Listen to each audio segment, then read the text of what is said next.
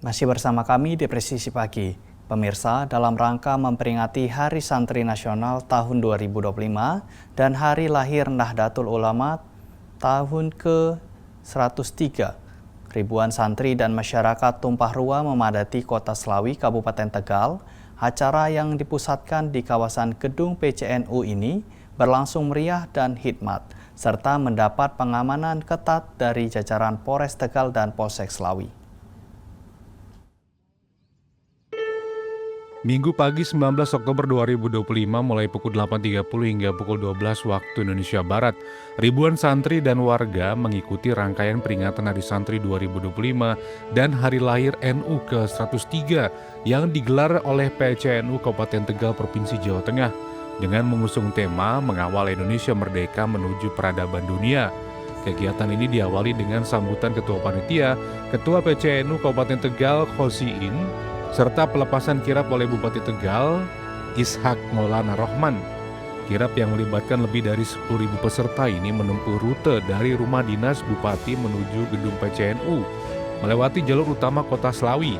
Unsur peserta terdiri dari berbagai elemen Nahdlatul Ulama seperti MWCNU, Muslimat, Fatayat, GP Ansor, IPNU, dan IPPNU, serta masyarakat umum. Dalam sambutannya, Ketua PCNU Khosiin menegaskan bahwa santri Kabupaten Tegal siap menjaga keamanan dan meneruskan perjuangan ulama dalam menjaga keutuhan bangsa. Senada dengan hal tersebut, Bupati Tegal, Ishak Maulana Rohman mengajak para santri meneladani semangat resolusi Jihad 22 Oktober dengan berjihad melawan kebodohan, kemiskinan, hoaks, dan kemerosotan moral.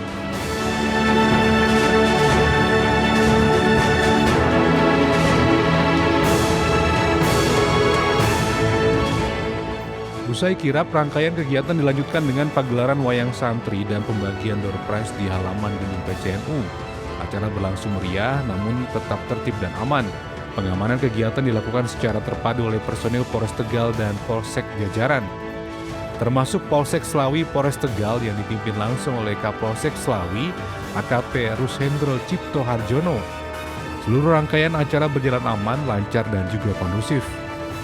Hari Santri 2025 dan Hari Lahir NU ke-103 bukan hanya menjadi perayaan seremonial, tetapi juga momentum memperkokoh persatuan dan semangat kebangsaan para santri dalam mengawal cita-cita kemerdekaan menuju peradaban dunia. Dari tim Humas Polres Tegal Polda Jawa Tengah melaporkan untuk Polri TV.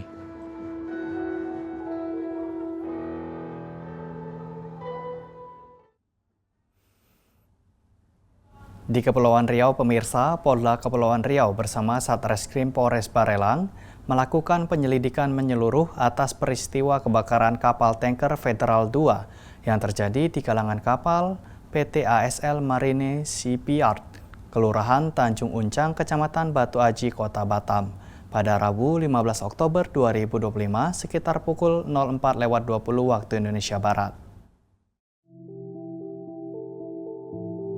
Peristiwa bermula saat sejumlah pekerja dari PT Rotary Engineer dan PT PTM sedang melakukan pekerjaan panas atau hot work di dalam tangki kargo oil tank kapal Federal 2 yang sedang menjalani proses perbaikan.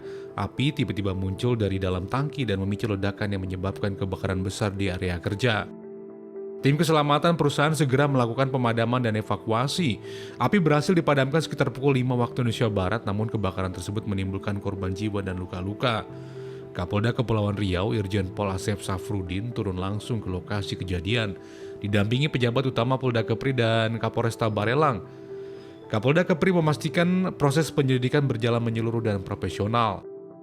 Usai meninjau lokasi, Kapolda Kepri juga menjenguk para korban luka yang kini dirawat di beberapa rumah sakit di Batam, termasuk Rumah Sakit Mutiara Aini, Rumah Sakit Elizabeth Seylekop, dan Rumah Sakit Umum Daerah Embung Fatimah.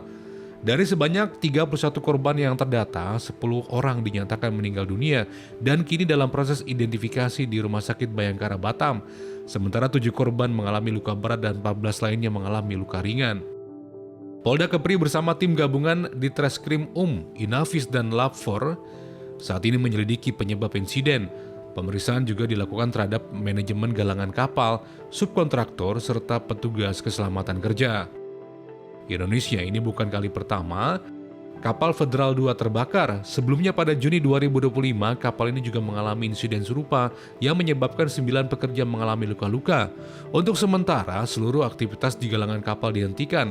Polda Kepri juga tengah berkoordinasi dengan BP Batam dan Dinas Tenaga Kerja untuk mengevaluasi sistem keselamatan kerja di seluruh industri galangan kapal di wilayah Kepulauan Riau.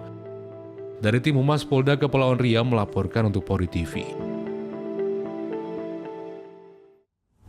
Pemirsa, Bidang Hubungan Masyarakat Polda Kalimantan Timur menggelar Jumat Curhat yang berlangsung di Dapur Jogja Balikpapan Baru, yang didampingi langsung oleh Kabid Humas Polda Kaltim Kombes Pol Yulianto.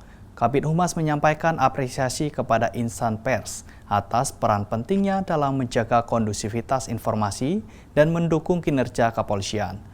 Dan pemirsa, informasi ini sekaligus menutup jumpa kita di Presisi Pagi hari ini.